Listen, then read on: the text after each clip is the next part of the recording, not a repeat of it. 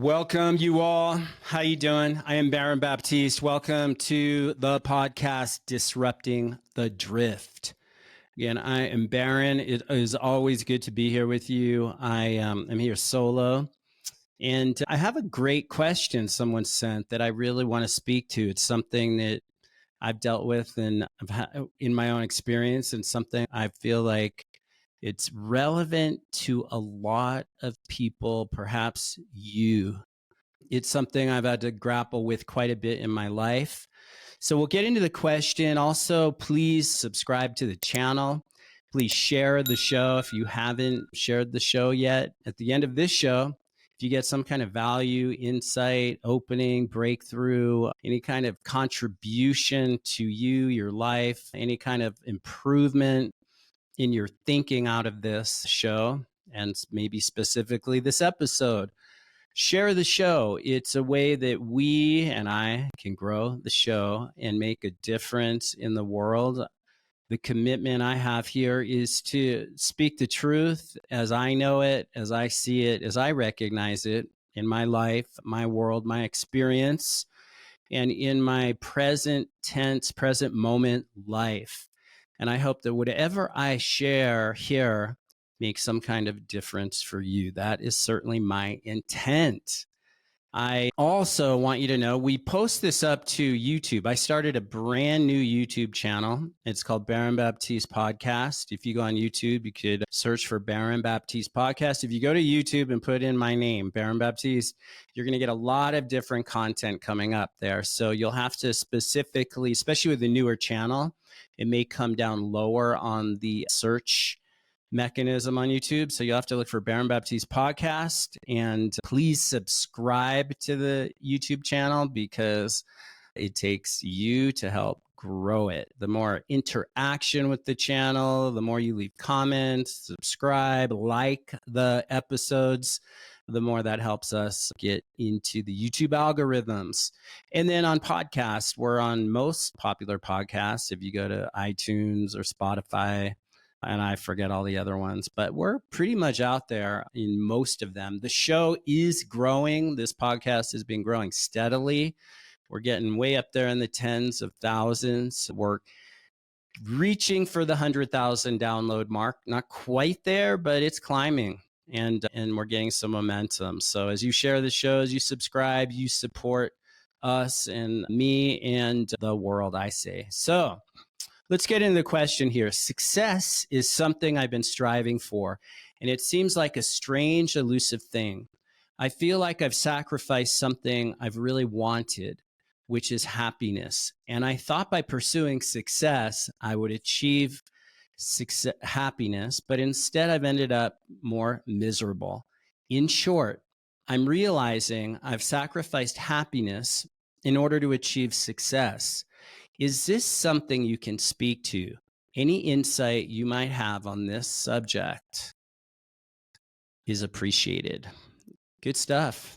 Good stuff. So I think to start out with success, you want to define what success is for you. Maybe it's time to update what success means for you. I've certainly had to do that many times in my life. Success may mean something. You're chasing a carrot. You're trying to fix something. You're trying to get over something. You're trying to get your father's approval, or you're trying to prove something. And maybe for a period of time that served you. Whatever was driving you, wherever you are coming from, maybe that survived you, had you survive and maybe even thrive for a period of time. But then those paradigms, those contexts, those places we come from, often out of some default belief we have, that those things, we outgrow them. And then it's time to update and come from the question, who am I? Who am I? What is fundamentally important to me in the truest sense of in the essence of who I am, in the big picture of my life, from where I am standing right here, from where my feet are right here, and to where I'm wanting to go? What matters to me? What is my relationship to myself? What am I really most fundamentally concerned with in my life? First firstly with myself, and then how does that impact the people close to me, my partners, husband, wife, family, if you have kids or siblings or parents or family life, people closest to you. And really maybe including friends. Maybe friends come after family when you start going into the world of your work. Like, what is meaningful work? What's purposeful work for you at this point and this stage of life? It may not mean you need to change your circumstances or change your job or change your career, but it could mean that you need to update who you are from where you are in this moment right here, and then begin to look and really question. Maybe you just get quiet. Like, what's important to me? Who do I want to be? Who do I say I am? And who I say I am, is that true? Maybe I'm saying I'm someone, and maybe that's an old script. Maybe that's an old story of who you say you are, because maybe it's time to really get real with who you actually are, what you really stand for in your life, what you're really wanting to be up to in your life, regardless of circumstances, regardless of how much money you have or don't have, regardless of your reputation, regardless of status in the world, regardless, and here's a big one, of what other people think of you. So it could be that you take a hard look, get still, get quiet, get connected to your conscience, create through getting quiet, getting still, we create that line of communication to ourselves.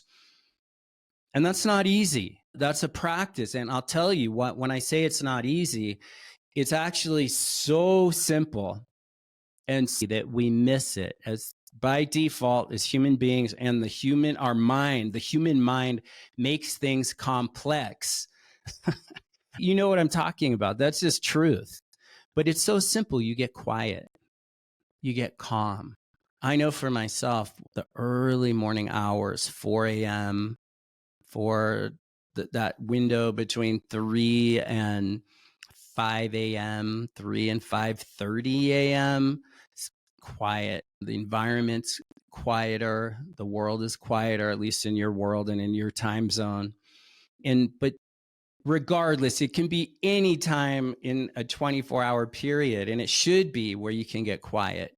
But I'm speaking to looking for those moments where you can really allow yourself to just pause, drop in, fall awake, and develop an access to yourself, what's actually going on internally, and get beyond thoughts, get beyond emotions, get beyond.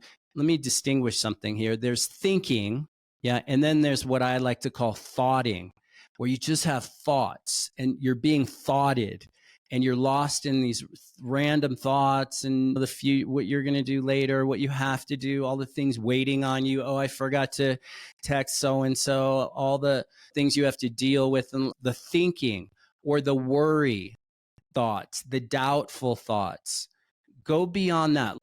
Get still, get in your body. Again, pause, drop into your body. Your body's in the present moment here. Open up, be undefended, not needing to cough up an answer. You've got a question mark on your soul when you're really getting quiet from an intention to learn or to discover something in yourself that's true, a truth, an inner truth, and to connect in, create a line of communication to that quiet place of truth within yourself, your soul, and to develop an access to that place, that point in yourself, with the big question just lingering in the background: what is my life for? What do I want? What do I need? What do I need to, if one thing, what's one thing I could change? One thing I know I'm doing wrong, or one thing that I know I'm doing in my daily life that is undermining my potential or undermining what does really matter to me. What's one thing? And you get quiet enough in that question, you will get an answer. You will get, because you inherently know, and there's this deeper knowingness that emerges in that quiet, still space. When you allow for that space, and you'll get an answer to something that, if you were to fix that, it would patch up a leak in your bucket. So if you're like a vehicle, here's an image, a boat. You're on a boat traveling through the ocean, and you're wanting to patch up holes in this boat. And because once you patch up the holes, where the bleed outs, where there's water draining, being pulled up into the boat, and the boat's sinking, the boat's heavy, you want to look for those things that you're doing that are an act of sabotage, an act like some kind of subversive act. Maybe it's conscious, maybe it's totally unconscious, but at some level, when you get present, that there's some, if you locate one thing, and if you were to fix that one thing, that would patch up one leak in your boat. And then you locate other patches in the boat. Maybe you're being inauthentic. You're saying everything's fine. Everything's fine. You tell yourself that. Maybe you tell other people that, but you actually know it's not. And you're lying, essentially. Okay, patch that leak up in your boat. And as you patch up the leaks, you can start bailing out. Would it be take the pail bucket and start taking the water, excess water out of your boat? But as long as you've got these holes in the boat, the water's seeping in, water's filling the boat, you really don't get anywhere. You have to get present to two things. What do you really want? What does success really look like for you in the deepest sense of your soul and spirit and conscience? What's really important? And and the second part is, where are you undermining? Where are you sabotaging?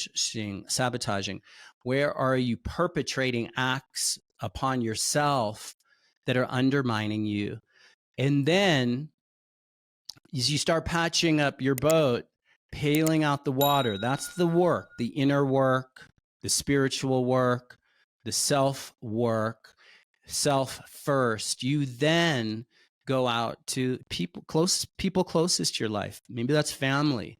Then out into your work life, the people you work with, or you envision what does success look like for you, would maybe include what kind of people would you be interacting with? What kind of people would you be surrounded with? What would you be doing? What kind of contribution would you be making to the people in your life, in your work life, friendship, social, out into your community and communal environment? And who would you be for the others, and who would others be for you? And maybe one leak in your boat is you have the wrong kind of people around you, people who suck your energy, people who are psychic vampires, people who, have a friendly face or a cheerleader face and in support of you, but deep down somewhere, they actually don't want what's best for you. They don't actually elevate you. Inherently, when you're around certain people, you are left elevated, uplifted. Other times you're around people that they drain you. They bring you just walk away. The interaction was fine. The conversation was good. It seemed all positive, but yet you walk away and some part of you is missing. Some part of you has been suppressed or diminished. So that'd be a leak in your bucket to clean up. And then as you go, the kind of work you're doing now, it may not be the work itself. Maybe you don't love the work that you have, but it could be the outlook you have towards it, your attitude towards it. That because really the circumstances you have, if you currently are the access to, well, what's next for you? Whether that means just if transforming your own outlook, your own way of relating to what you already have in your life. Maybe it's family. Maybe it's your kids you're grappling with. You're having a hard time with your kids or your spouse or your partner. And you essentially, you've got certain judgments, you've been collecting stamps on these people. When I say collecting stamps and you've got a stamp collection, they do something they shouldn't have done. Okay, that's one stamp in the stamp collection. They did not do something that they should have done. Oh, there's another stamp. They lost their temper. They got angry, reactive toward you. They said something. Oh, there's another stamp. Maybe there's a pattern of behavior there, but you've allowed for it somehow. What needs to be transformed there within yourself? Is it speaking up? Is it telling the truth? Is it setting boundaries? Is it working on your own reactivity, your own anger, your fear? Maybe you're defensive. If you're defensive, and because you have fear underneath, maybe you're defensive because you've been hurt and you don't want to be hurt again. Maybe, yeah. So you want to look at what needs to be healed within yourself. What needs to be acknowledged within yourself. What that would allow that leak in your boat to get patched up. And then you start cleaning, as you start cleaning out the boat, dumping out the excess water, as you go through life, you start noticing things. I know another place to look is just in the physical universe, your physical environment. Are you surrounded with clutter? I know, like when the pandemic first hit, I had been traveling 3 weekends of every month. I was on the road a lot more than I was at home. And when the world came to a standstill, I was at a standstill in my own home and physical environment. Suddenly I got present to, wow, there's clutter. The closets have clutter. There are boxes stacked in the corner that haven't been opened in years. There's different things on books that have been there for years that I'll never read, or I read them and I don't need them anymore. And it's just cleaning things out. Again, emptying the water from your boat, lightening things up externally in the physical environment is a reflection of lightening up in something in yourself. I know that's the experience I have. And even just, okay, how am I going to get from how things are right here? So it can all seem overwhelming. There's so much to do, all the to-do lists and all the things you could do and all the things that when they're in one big blob, it just seems overwhelming. Pick one thing in yourself that needs to get fixed. And if you fix that one thing, even empty that one box or clean up that one pile externally, or something you're doing to yourself, you keep judging and you keep not dealing with your resentment towards someone, and it's weighing on you. It has impact. It's costing you something, your happiness. Because if you have all this clutter and then you're pursuing success as if, okay, if I accomplish this, if I get more money, if I get more accomplishment, more recognition, people are going to see me, I will feel confident or accomplished, and I will therefore then be happy, get another degree, another certificate, another something that will then I'll be happy. But that's got it all ass backwards. You've got it ass backwards. You want to step back and start cleaning up house. And what is success to you? And then you align your actions to what you say you want and to whom you say you are and who you're becoming and want to become. And anything that doesn't line up with that, anything you're doing that undermines that, get that one thing done, one thing. And I like one thing at a time. And our human brains can actually only do one thing at a time, focus on one thing at a time. So what do you want to put your attention on? Are there certain things you just need to take your attention off? Are there things just eating at you, weighing on you? And you know that those, you're giving them too much attention, too much of your mental real estate.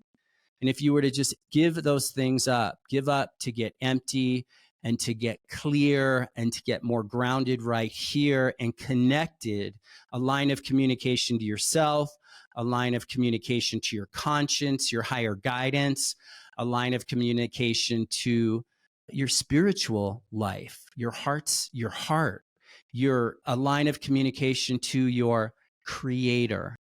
And in those still moments, that kind of submission, that kind of surrender to something greater than yourself, God, the supreme being, the author of the universe, there's a humility that comes with surrendering to something greater than oneself.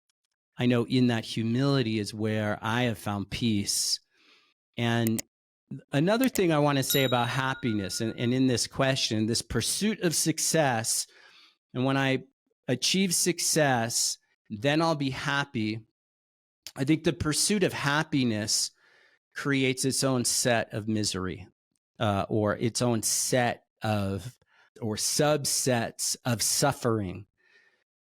So if you give up even the desire to be happy and pursue what is meaningful and purposeful to you, what's true, and you aim true, and you keep lining yourself up to what's true, you keep truing up and pruning off anything and everything that is not in support of that, anything that does not enable and empower that truth, that living true for yourself. And I say no one, no therapist on the planet, no life coach, no preacher, no minister, no yoga teacher, no anyone on the planet can do that work for you. Not really. That's between you and the mirror. You and yourself, your higher self, if you want to call it, your true self.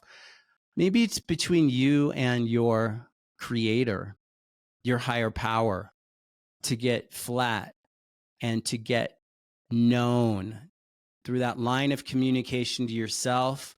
You get known to yourself, and then you start making that true self known out into the world to others. And when you know who you are out in the world, you don't have to be concerned with what others think about you or who you should be or who they want you to be. Now, the people that are important to you and that you want to have relationship with, you need to listen, right? Listen and get the feedback, because it's through others that you get a deeper sense and understanding of yourself, you and me. But the ability to get quiet and realize truths in the quiet places, quiet moments where you open up and you just get, like, right here. If you're listening to this podcast, right here. If you're watching this podcast, right here, just stop, drop into your body, fall awake, open up out here, get yourself out here, out of your head and to the environment, see the world, listen, even the words that are coming out of my mouth. Let the words come into one ear, out the other.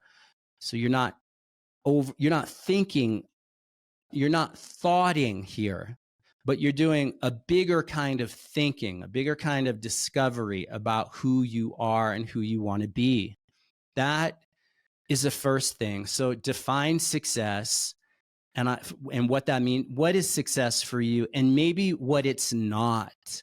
Maybe you get present to what it's not. Get still, get quiet, and get present to what you've been chasing, the carrots you've been chasing, that if I got that carrot, that I would be happy. Okay, you got that carrot and now you're not happy. You find, oh, that was an empty package. So you go chase the next carrot and you keep, Well, maybe you see that chasing carrots is not going to be an access to your own fulfillment and satisfaction and peace of mind and power and freedom. It's really, there's nothing wrong with chasing carrots, but if you have some fundamental belief that if I get that carrot, it's somehow going to fix everything and it's going to give me that the sense of self or feeling great. We achieve, okay, we reach the destination, we get a carrot, and then it's okay, now what? I know that getting the carrot for me, I that doesn't do anything for me. The carrot, if I have a goal or a target or some project or something I want to accomplish, for me, it's the journey of it. Because in the journey of it, there's aliveness, there's tests on my beingness. I have to dig deeper to achieve that. I have to keep learning. I have to keep grappling with myself, with my actions, with my ways of being, my ways of acting, and the results I'm getting or not getting. I'm more confronted with myself, but getting the actual carrot, it's nice to have accomplishment for sure, but it's really what it took to get there and who I became in that process that's fulfilling. And then when the carrots go away, I'm left with who I've become in the process. So just throwing out some thoughts here around this question. But what I do now in the present tense, another thing I live by, it's not going to matter in 500 years. It's not going to matter. No one's going to know me in 500 years. How long do people remember us for? Maybe a generation, 2 generations, and then we're gone. So what does this life mean to you? The main thing to me with success is not stopping pursuing, but it's actually to keep going, keep moving forward. It's like the point of the game is to keep playing, not quit, not just fix circumstances. Sometimes it is a matter of changing circumstances, but taking a deeper look at what's really important to you and in the quietest sense, and then keep pursuing, keep growing. And another aspect of it that I've learned is to be open and available to receiving that which you don't deserve. We have this default thing. Human beings have this default thing of we have to earn everything. And it's true. There is that element of there is something earned through hard work and through discipline, through showing up, meeting the challenges, facing evil, facing hatred, facing criticism. That's where character grows. And if you keep moving forward and growing and elevating, you become something greater. You become someone greater, connected to something greater. There's one last thing here is I think the practice of letting go and giving things up is a moment to moment practice. You give things up and you face what needs to be faced. The only way to deal with evil or hatred coming at you or adversity is to face it. There's no other way. Hiding, living in a cave, shutting down, shrinking back. That is no way to do. It wants you to do that. This is about you and your life. And again, in 500 years, 5,000 years, none of it's going to matter. But what will matter is who you leave yourself to be, who you open yourself up to be, who you be in this life. And as Gandhi said, be the change you want to see. But I also would add, be the human being you want to be when? Now. All right, you all. Thank you. Please share the show. Lots of love to you. Peace out. And I'm Baron Baptiste. See you next time. Talk next time. Be well.